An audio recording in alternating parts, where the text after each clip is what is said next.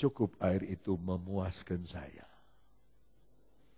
Saya tidak perlu menggali sumur dari dunia.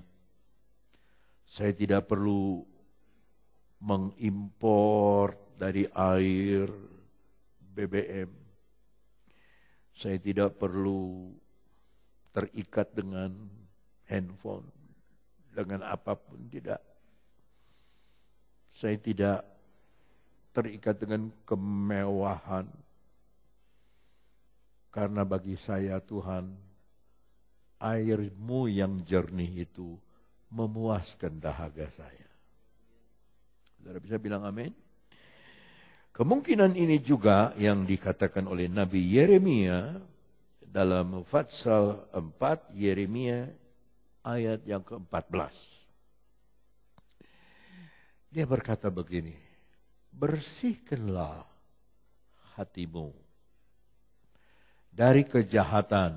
Hei Yerusalem, namanya Yerusalem. Apa artinya Yerusalem? Datang dari bahasa Ibrani Yerusalem, kota yang damai. Namanya kota damai tapi penuh kejahatan. Tuhan tetap datang melalui Nabi Yeremia. Aku memberikan air untuk mencuci hatimu dari segala kejahatan.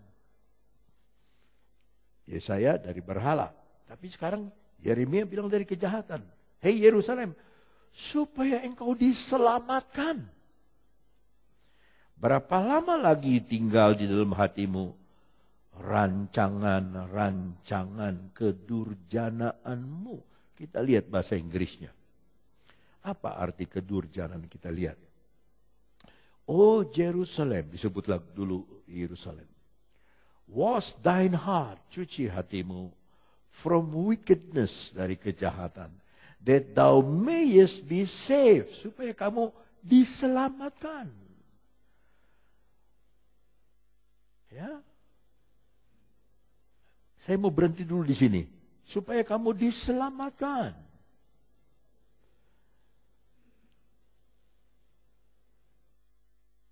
Ini membawa kita kepada Injil Matius pasal 1 ayat 21. Waktu Yesus mau dilahirkan. Matius 1 ayat 21.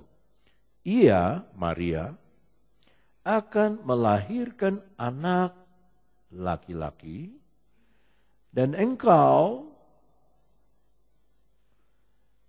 Yusuf, akan menamakan dia Yesus. Sebab dialah yang akan sama-sama menyelamatkan. Haleluya. Umatnya dari, dosa inilah yang disebut kejahatan oleh Yeremia 4 tadi. Kita kembali kepada Yeremia 4 ayat 14. Dalam Yeremia 4 ayat 14, bersihkanlah hatimu dari kejahatan atau dosa, hai Yerusalem, supaya engkau diselamatkan. Yesus belum datang tapi sudah ada nubuatan. Kamu akan diselamatkan oleh air yang akan membersihkan hatimu. Berapa lama lagi engkau tinggal dalam hatimu rancangan-rancangan kedurjanaanmu. Ada satu ayat dalam Amsal, saya lupa di mana. Janganlah engkau merancangkan kejahatan kepada temanmu, sementara temanmu duduk dengan percayanya kepadamu di sebelahmu. Sebab Tuhan lihat hati. Ya. Ternyata kejahatan. Tapi kita bersyukur kepada Tuhan karena Tuhan punya air yang jernih. Punya air yang bisa membasuh salah kita. Membasuh celak kita. Membasuh kenajisan kita. Sehingga saya ulangi khotbah saya hari Minggu. Kita boleh berdiri di depan Tuhan seperti tidak ada salah. Dia ampuni dari segala macam kesalahan. Semua yang percaya berkata, amin. Ya. Dan yang terakhir, mengenai air ini, digenapi oleh Yesus waktu Yesus dibaptiskan di dalam Matius pasal 3, ayatnya yang ke-16. Dia berkata, sesudah dibaptis, Yesus segera keluar dari air ini beda dengan air tadi. Air ini adalah air biasa, air baptisan air. Air yang tadi kita baca, air yang jernih yang Tuhan beri itu, ditulis oleh Paulus dalam Efesus 5 ayat 26. Efesus 5 ayat 26. Begini bunyinya. Untuk menguduskannya sesudah ia menyucikannya dengan memandikannya dengan air. Nah, kata dan itu saya minta di Alkitab saudara diganti, yaitu firman. Nah, ini air bukan air biasa, tapi air firman Allah.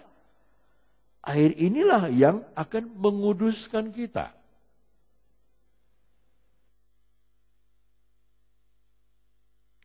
Yohanes 17 ayat 3. Yohanes 17 ayat 3. Inilah hidup yang kekal itu, yaitu bahwa mereka mengenal Engkau satu-satunya Allah yang benar dan mengenal Yesus Kristus yang telah Engkau utus. Sekarang baca ayat 17. Baca ayat 17.